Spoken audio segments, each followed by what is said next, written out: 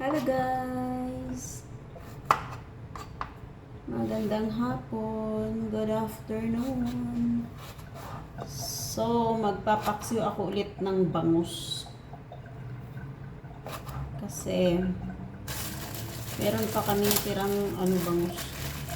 So, dahil hindi na ako masyadong nagka-carne o taray. Iwas carne muna si Loray.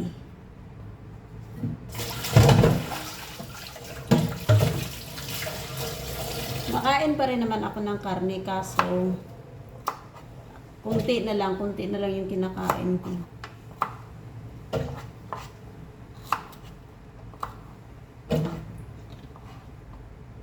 Kasi yung tiyan ko is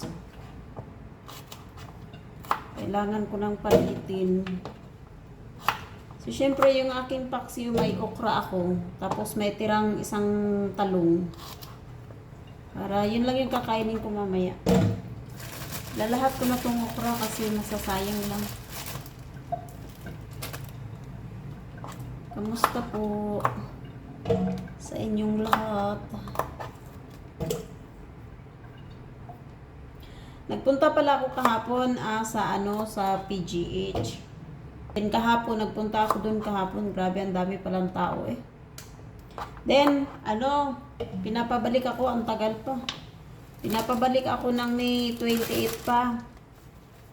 So, kailangan ko mag-antay. So, mahirap man kasi gusto ko nang operahan tong tenga ko, no? Kasi gawa ng hindi na ako komportable sa tenga ko. Tapos, i-check pa nila yung tenga ko sa May. And then, saka ko pa malalaman yung schedule ng operation ko.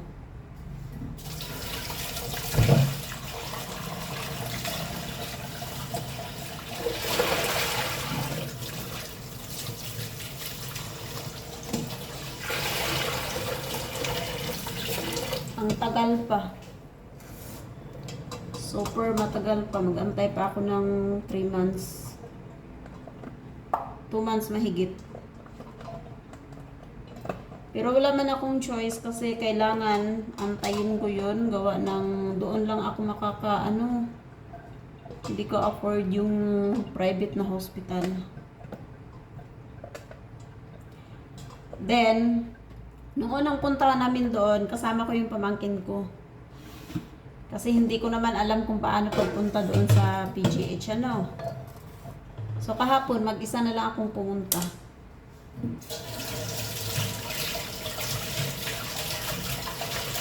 Madali lang naman kasi, nagtitrain lang ako. Guys, pangalawang beses ko palang sumakay ng nag-train ako. Usually, pag pumunta ako ng Maynila, hindi talaga nagtataksi lang ako. Kung sa jeep naman, takot din ako sa jeep kasi baka kung saan ang ruta-ruta ba nun.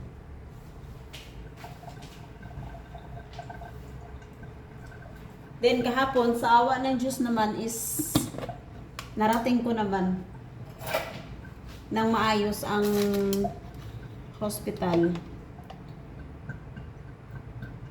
So kahit pinapabalik ako, pero at least meron na akong alam ko na kung kailan ako papabalikin. So, next na lang. So, sana pag na-check up ako sa May 28, sana hindi ganun katagal yung pag-aantay ko sa operation ko. Sana mabigyan ako agad ng Kasi grabe talaga yung tao dun, guys. Alam niyo yung siguro, yung iba nun galing probinsya kasi as in puno talaga. So, doon, syempre, kahit naman sino, yung hindi afford sa private na hospital, so, doon talaga ang punta kasi wala kang babayaran.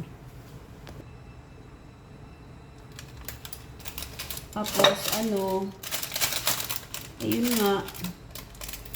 So, mabuti na lang, pagpasok ko doon, malaki talaga ang tulong, guys, kapag may sulat ka galing sa doktor kasi may binigyan ako ng sulat dito ng doktor, diba? Nabanggit ko yun sa isa kong video. Binigyan ako, tapos doktor din siya doon sa PGH. So, inassist naman ako agad. Wala namang problema yung ano. Yun nga lang. Mabilis lang, pero sana next time hindi na ako ganun katagal magantay. Kasi gusto ko na talagang matapos tong gumaling tong tenga ko eh.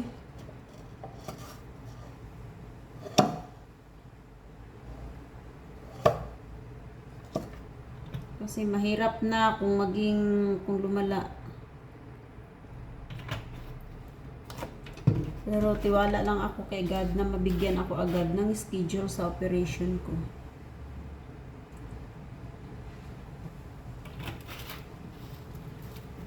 Kahit alam ko naman na hindi ganun kadali kasi yun nga, ang dami ng mga pasyente.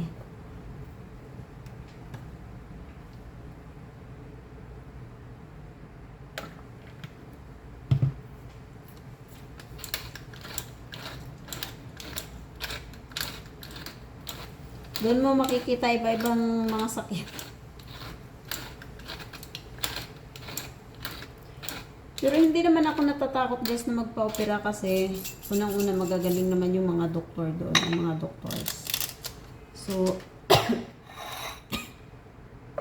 thankful ako sa magiging resulta ng aking operasyon.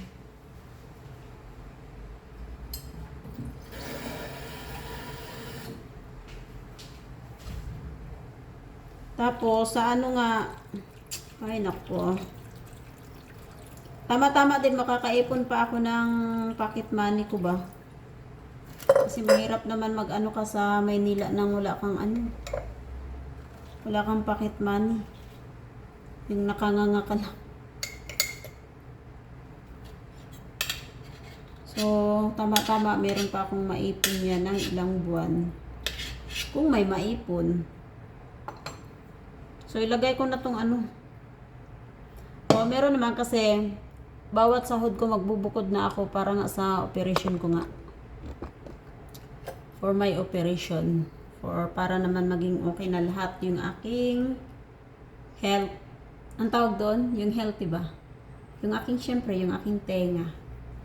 Kasi mahirap maging bingi.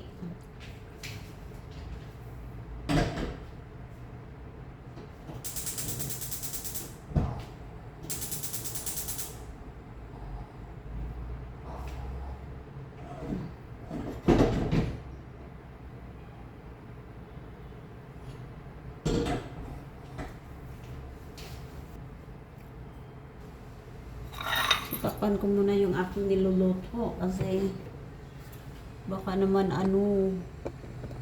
atakpan ng yung camera ko.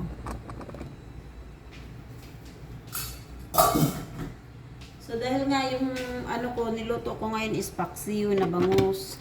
So tapos may gulay, sitaw at saka sitaw tuloy. Talong at saka okra. So yun lang yung kakainin ko. Although kakain pa rin naman ako ng kanin pero asin konti na lang. Tapos, dahil nga, di ba yung boss ko is nagre-red rice na sila. So, kumukuha din ako doon. Kasi, asin ang kain ko guys, kahit red rice, napakakunti na rin. Kasi nga, masyado na akong insecure sa aking tiyan. Sa aking puson.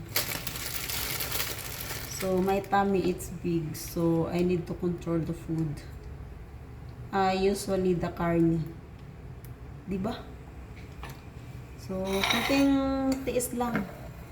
Kasi, dumiliit yung tiyan ko guys, is napapansin ko na walang pagbabago. Pero ngayon naman, napapansin ko naman na may pagbabago kasi sa pantalon na sinusuot ko. Lumiliit siya. I mean, lumuluwag.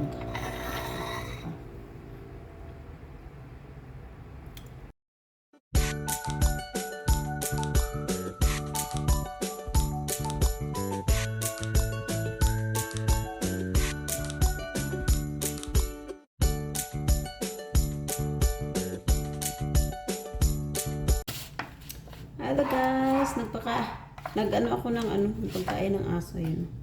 So yung mga aso ng boss ko, di ko alam bakit malakas yung pandinig yung yung isang aso ng boss ko kasi Kunting ano ko lang kalaskas dyan sa ano, sa labas. Alam niya na nag-aano ako ng pagkain nila. Yun o, nag-iingay na siya.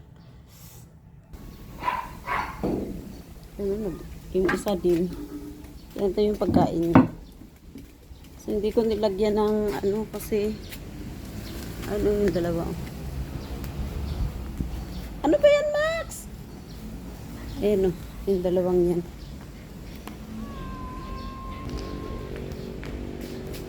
Max, ang kulit mo! Alis dyan ba? Nanggigigil na ako sa iyo, ha? Binigyan na kita ng pagkain mo! Ay, kukulit. Kunin ko lang yung ano.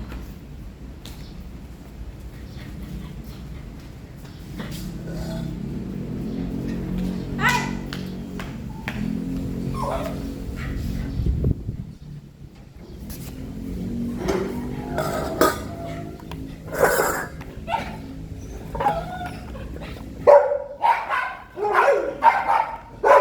ang kulit!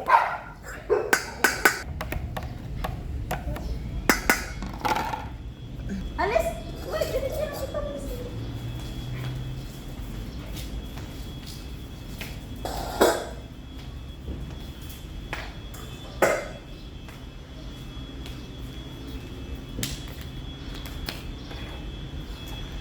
So kahapon nag-away yan sila kahapon yung pareho yung tali nila pareho nakatali doon sa paa ni Cody.